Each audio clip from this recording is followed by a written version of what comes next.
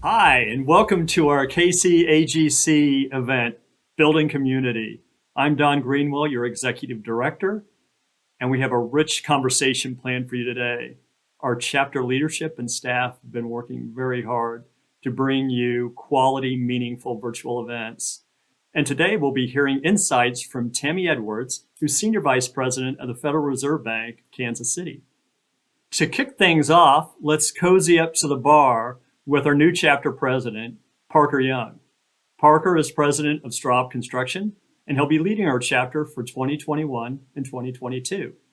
He has over 3 decades of experience in our industry and the vision to advance it.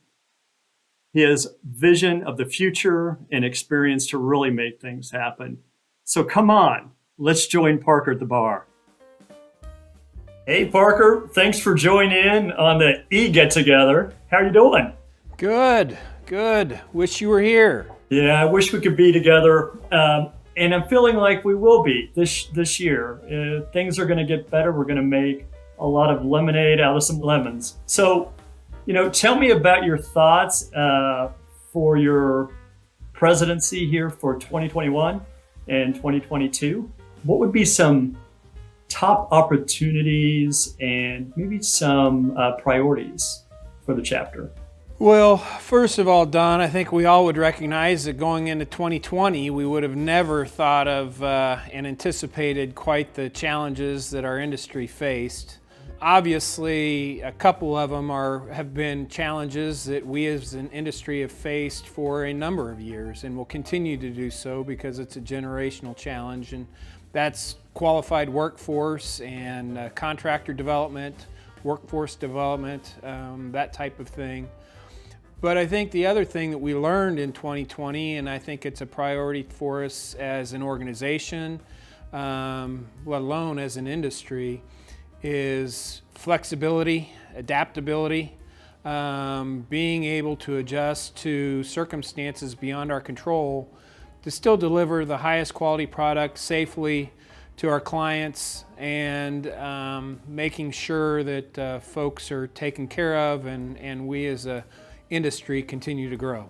What challenging times, what great opportunities too. I thought about you so many times over this past year. I know it was Straub's 100-year anniversary, century mark. Are there things in particular as you move into the company's second century that you see as opportunities and areas of development? Well, it's a great question, and when you've been around for 100+ years, it makes you think back. And fortunately, we as a Kansas City construction community have a number of members who have sustained for that kind of duration. So that's a testament to the work ethic and the Midwest values. From opportunity standpoint, we discovered through an exercise of interviewing our clients and our employees and our partners and our vendors a few years ago of really what are the opportunities for us as an organization. And going through that, it became abundantly clear that leaders in our community need a partner who truly can help bring their vision together. And so our focus has been on being an advocate and working with organizations who are serving others in the community. And we're genuinely excited about the prospects of 2021, 2022. And there's a lot of wonderful, exciting things that are going on in Kansas City that I think will help us as an industry be able to continue to thrive and grow. We were slower to recover from the '08 recession, and I think that we'll be able to sustain through these trying times the next short while. Yeah, and your leadership, really resonates through the chapter on looking at other constituencies. There is a broader community, and that's a big focus of our discussion today with Tammy Edwards, with KC Fed. It's about community. Is also leading into economic development, that it's all interwoven. So a lot of opportunities to look at much broader impact.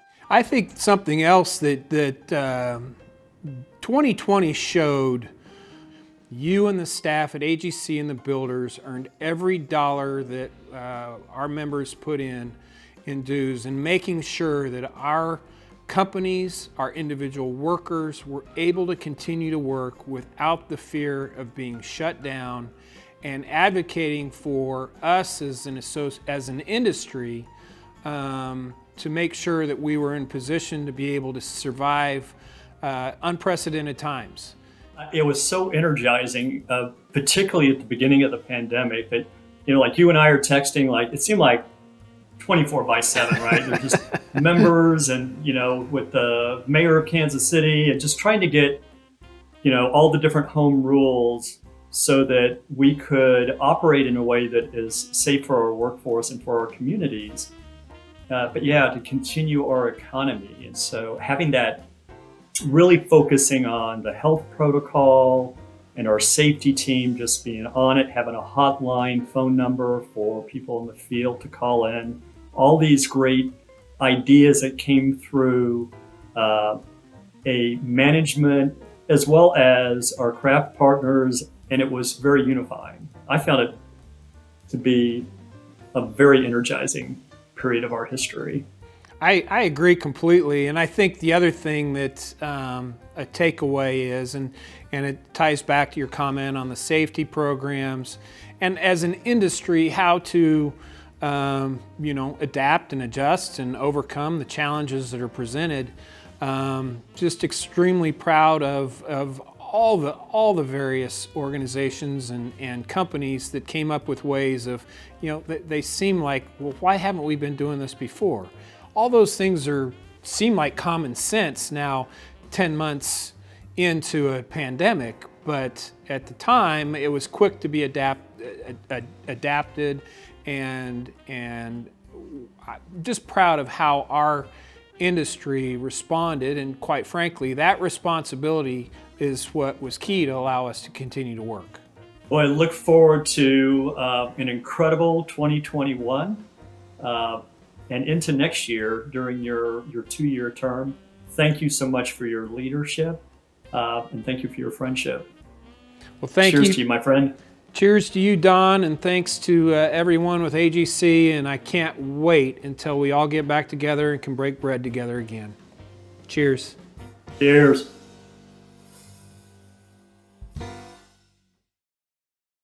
It's always great to catch up with a friend like Parker Young. He's going to do such a great job as our chapter president for 2021 and 2022. And as we discussed, there is much to be done within our industry to really understand how we can best accomplish recovery, not only in the general economy, but within the industry. And we are very blessed as an association to have the national AGC and some of the top economists in construction spilling over the data, analyzing, us taking a look at our local community partners to see what regional variations we might see, and figure our best progress and advancement for our industry moving forward. Next up, we have a great conversation with Tammy Edwards, SVP and Community Engagement and Inclusion Director of the Federal Reserve Bank of Kansas City. Tammy is a member of the bank's management committee, which is responsible for the KC Fed's strategic planning and policy direction. She also serves as the bank's Director of Office of Minority and Women Inclusion. The Community Engagement and Inclusion Division addresses community and economic development challenges faced by our underserved population, fosters the development of women and minorities in banking, manages diversity and inclusion strategies and programs across the business lines, and facilitates the bank's community engagement initiatives. Tammy joined the bank in July 2008 after holding various leadership positions at Sprint, now T-Mobile. She earned her undergraduate degree in marketing and an MBA in finance from the University of Missouri, Kansas City. Tammy is very active in a number of civic and community organizations. She currently serves on the boards of the Kansas City Friends of Alvin Ailey, KC Scholars, Workforce Investment Board, KC Public Television, the Jacob and Ella Luce Foundation, as well as being an active member of the St. James Methodist Church and a chapter of Links Incorporated. as well as the University of Missouri Kansas City African American Leaders Council and the Central Exchange. She still found time to spend with us today. She's going to provide us with great insights into the community and economic development. Please join me in welcoming Tammy to our event. Hi, Tammy. Great to see you. How you been? You know, I've been well, considering all that we've been going through. How are you? Good. I'm considering it to be 2020 plus and looking forward to 2021. It's so good to be with you. It's good to be with you too. It's been too long. So, like a year since we've been together. It seems almost like 2 or 3. First of all, thank you for the invitation to join you today, and to thank you for your service, because many may not know that you are on one of our bank's advisory councils, our Community Development Advisory Council, and you and your colleagues on the council play a very important role for what we do in community development at the Kansas City Fed. So I want to thank you for your service, and I look forward to when we can meet in person. But I know we're meeting like we are today virtually, but it doesn't take the place of a meeting in person. Thank you, Tammy. I tell you what, it is the biggest honor to be on that committee. I am a Federal Reserve geek and always have been. When we travel to other American cities that have a Fed bank, we go visit, and that included my honeymoon in San Francisco. So this was a great pleasure to be able to serve on the committee. It's been a while since I've been on my honeymoon, almost 34 years, but we did not go to a Federal Reserve. I can tell you. So I'm very impressed. Well, so tell us a bit about your background and what brought you to the KC Fed. Well, I was, first of all, I was born and raised here in Kansas City. And, although I have traveled to and worked in several countries around the world, I've always considered Kansas City my home. And I've started my career here in Kansas City at Sprint. It was known way back then as United Telecom. And I started as an intern, and throughout my 26-year, career there, I worked in various organizations throughout the company in our long distance, local, international division, and of course the wireless division at the end of my career. And it was just a great opportunity to utilize my marketing and product development and technology background to work with some great people. But it was because of my relationship and my involvement in the community and on certain boards here in Kansas City that I had the great fortune, and I always have the great fortune, to meet wonderful people who represent some of Kansas City's finest organizations, but in particular, people that I met at the Kansas City Fed through my board work attracted me to the bank 12 years ago to lead community development. And fast forward, I now lead a division, one of 11 divisions at the bank. We are focused on community and economic development in the 7 states that we serve, as well as diversity and inclusion for my internal customers, our 2,000 employees. And we also are responsible for employee volunteerism and our programming with women bankers and bankers of color throughout the country. And how big of an area does the Kansas City Federal Reserve cover? I tell people that we basically cover the Midwest. We are responsible for 7 states. And so the western part of Missouri all the way to Wyoming, basically is our footprint. We have the second largest footprint by size, geographic size, in the whole Federal Reserve System. And with responsibility in the monetary policy part of our country, what's the interaction, what's the interplay with your work in community development?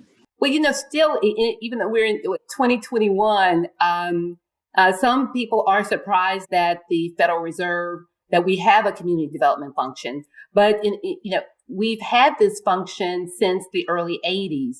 And it's basically mandated by Congress when the Community Reinvestment Act was passed into federal law. And we call it CRA for short. So when CRA was enacted, that was put into place to make sure that all communities, especially low and moderate income communities, had fair and equal access to financial services and products.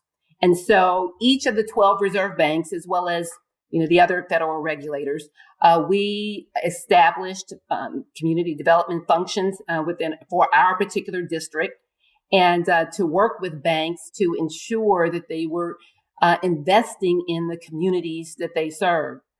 Of course, since the late 80s, we have expanded that portfolio to include other areas. In our district, we focus on, in addition to the CRA work with bankers, we focus on workforce development, small business development, affordable housing, financial education, especially for low and moderate income adults, digital inclusion, and our work with workforce development. And I don't know did I already say workforce development? I wanted to make sure I get all of our areas in there. Yeah, we really focus the Builders Association of AGC on workforce development as well. So it's great to have that particular intersectionality with you. And where we are now in this continuing pandemic, of the issues, including workforce development and all those critical issues you were listing off for our communities, what is kind of top of mind for you right now about where we as a business community and community of people should focus? It would be my hope that our community, and I know we are in several ways, but we really focus on those who are most impacted by this pandemic. And from a community development standpoint, those communities are people of color, low income, women, and small business owners, especially small businesses of color, have been impacted disproportionately due to the pandemic. Since February, 7.8 million people have fallen into poverty, and which is the biggest plunge, if you will, in a single year since the data has been tracked, and that's for the last 60 years. Of course, our small businesses have been impacted with loss of revenue due to closures or having to readjust their business models.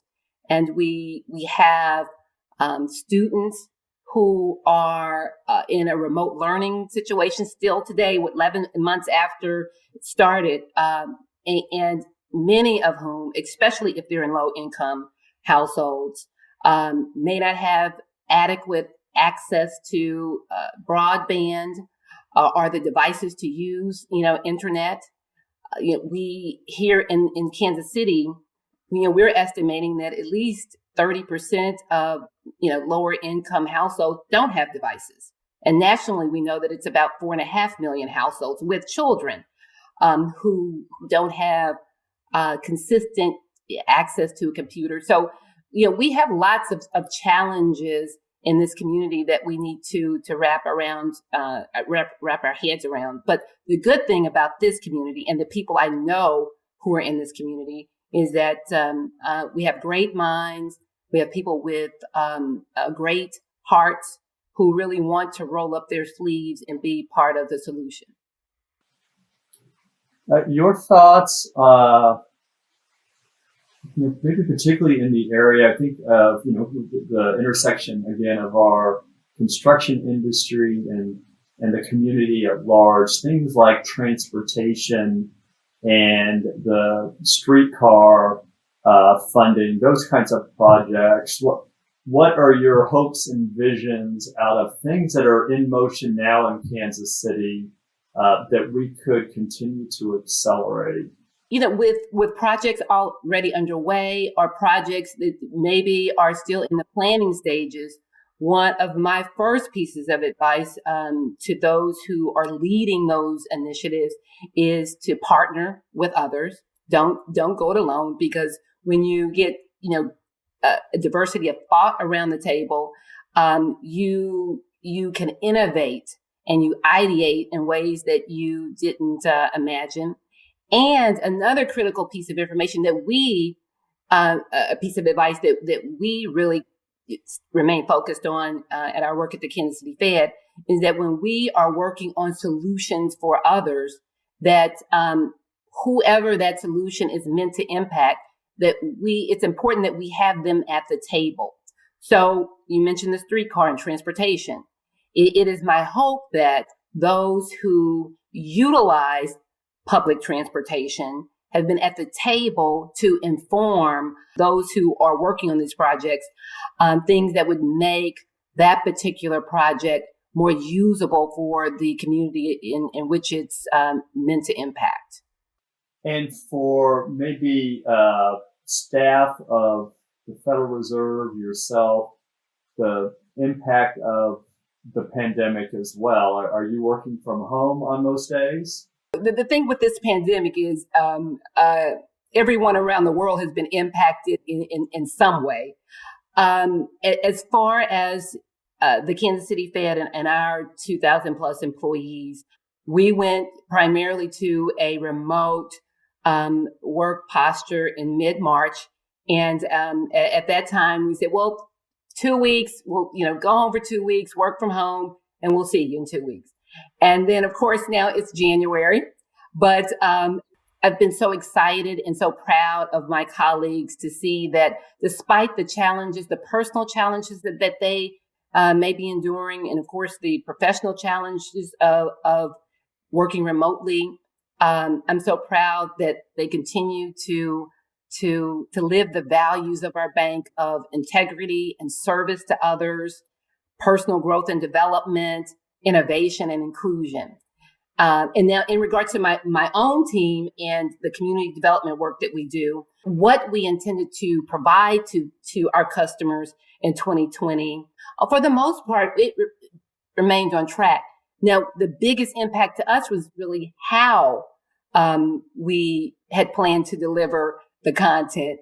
We host about 100 programs, in face-to-face programs a year. Presentations, roundtables, conferences for hundreds of people. And so in March, of course, that changed, and we quickly went to work to pivot, as that word we're all saying these days, to investigate efficient and effective ways to deliver that content virtually in a virtual setting.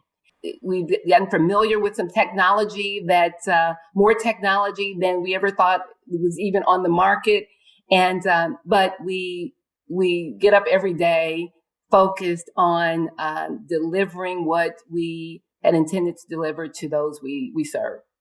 Wonderful. I'm so grateful for your work in the community and throughout the district. It was absolutely wonderful to work with. One quick last question. Super Bowl 55. Do you have a pick of teams or a world champion that you would predict? Who is not predicting that the Kansas City Chiefs will not only be in the Super Bowl, but will win the Super Bowl? Well, thank you so much, Tammy. It's so great being with you. Well, thank you. It's great being with you, and I look forward to seeing you soon. Take care. Take care. That was great having Tammy's insight into our community and regional economy. We're so grateful for having her here today. So our chapter, it's founded on people. It's founded on volunteers, members, staff. And so today we have to tribute someone who's been in the industry working for the association and your chapter for 32 years. Robin Norris, our membership director, will be retiring tomorrow. She has spent over 3 decades serving you as an industry and your company. And we just have a really special tribute we'd like to move to next. But I want to personally thank you, Robin, personally and professionally, for all the service you've done in this industry for 32 years. Thanks.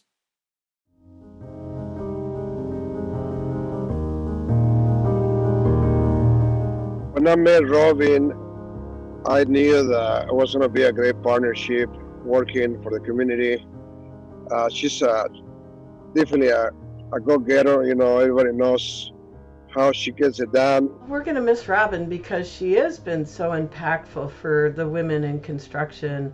I think she's left her mark on the industry for not just this generation, but for future generations to come. She just likes to make sure that everyone has reached their full potential. Robin has just been a great resource for Builders Association members. She's always positive, always helpful, always happy to be of assistance to others.